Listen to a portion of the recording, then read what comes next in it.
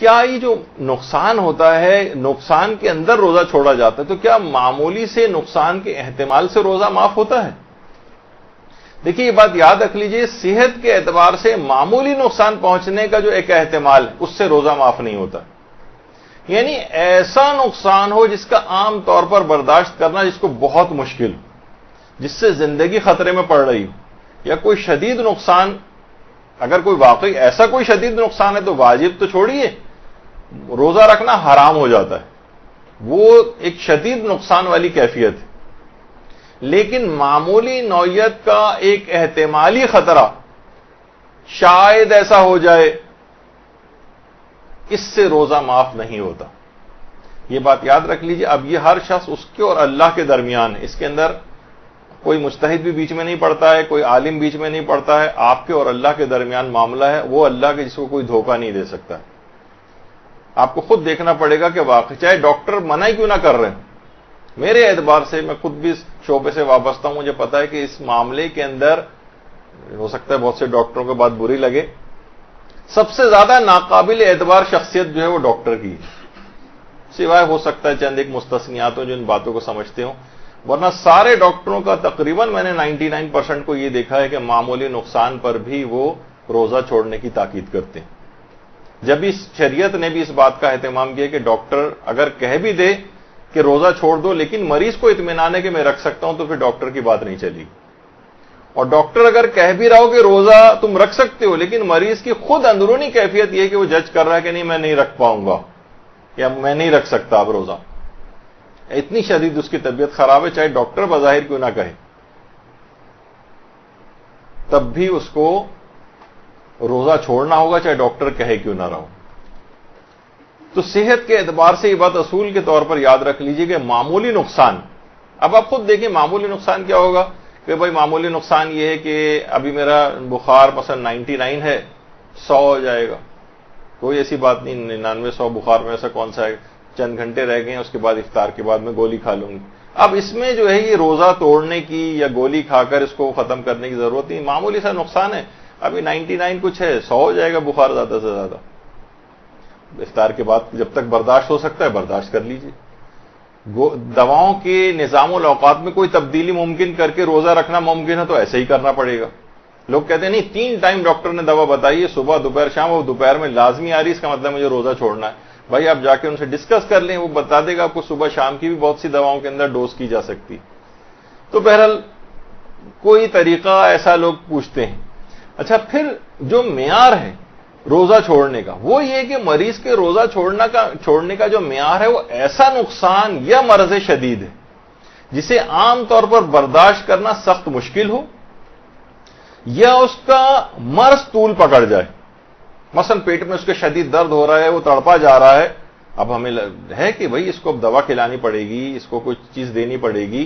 اب یہ ہے کہ عام طور پر برداشت کرنا بہت سخت مشکل ہو رہا ہے، یا اس کا مرض طول پکڑ جائے، یعنی اگر اس نے ابھی دوا نہیں کھائی تو مرض طول پکڑ جائے گا، اس کی تکلیف کی شدت میں اضافہ ہو جائے گا، یا شفا ملنے میں اس کو تاخیر ہو جائے گی، شفا ملنے میں تاخیر کا سبب بنے گا. اور ان باتوں کا یقین، ظن یا احتمال ایسے خوف پر ہو جس کی بنیاد عقلی ہو. ایک ہوتا ہے نا کہ ایک تو بنیاد عقلی نہیں ہوتی بلکہ غیر عقلی بنیاد ہوتی. تم جو ہے وہ مائیں اکثر جو ہے وہ غیر عقلی بنیاد پر روزے چھڑواتی. 10 11 12 سال کی لڑکی اسے اٹھا ہی نہیں رہے فجر اس میں روزہ رکھنے کے لیے کہ نہیں یہ اسکول بھی جائے گی، بڑی مشکل ہو جائے گی. یعنی اس کی بنیاد ایک ایسے خوف پر ہے جو کہ غیر عقلی. کیا ہو جائے گا؟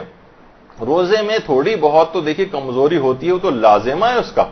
ایسا کیسے ممکن ہے کہ انسان صبح سے شام تک کچھ نہ کھائے پیے تو اس کو تھوڑی سی بھی کمزوری نہ ہو؟ لیکن تھوڑی بہت کمزوری وہ تو آپ کے لیے بہت ساری اس کا سبب ہے.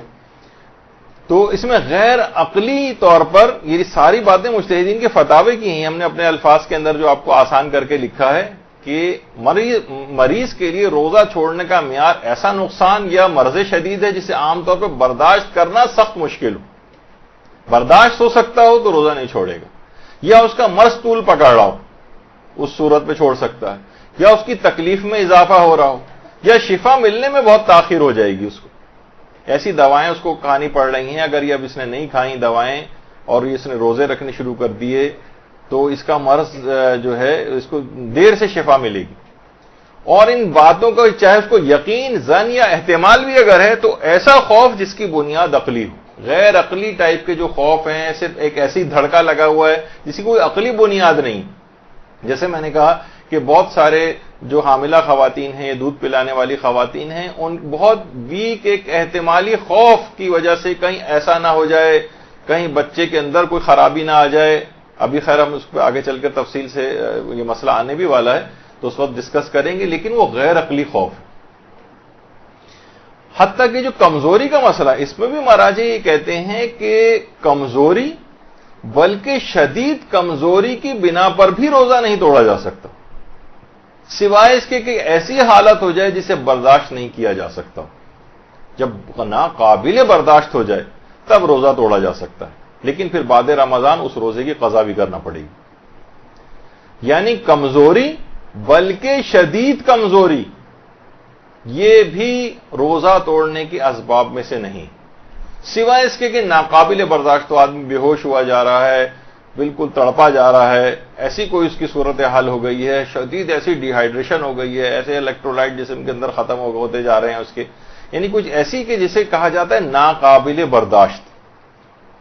اچھا یہ ویسے یہ ضرور ہے کہ یہ چیز ویری کرتی, بہت سے لوگ نازک مزاج ہوتے ہیں, نازک مزاجی کی بنا پر وہ زیادہ اتنا فیل کرتے ہیں, ان کے لیے الگ معیار ہے, ان کا اپنے لحاظ سے دیکھیں گے. وہ بہت سے بالکل سخت جان قسم کے ہیں, مزدور ٹائپ کے افراد ہیں, ویسی سخت ٹف جابس وغیرہ کرنے کے عادی ہیں, اور ان کے لیے جو ہے معیار ذرا ہر شخص کا ایک انڈیویجول ہے, بالکل ایک الگ ہے, اور اس کا اب الگ ایک حکم ہوگا. بس اس کے اور خدا کے درمیان یہ معاملات سب ان کو دیکھنے پڑیں گے کہ ہمیں کیا کرنا چاہیے, ہماری ذمہ داری کیا ہے, اور اس کے مطابق فیصلہ کریں. برحمتک یا ارحم الراحمین وصلی اللہ علی محمد وآلہ الطاہرین.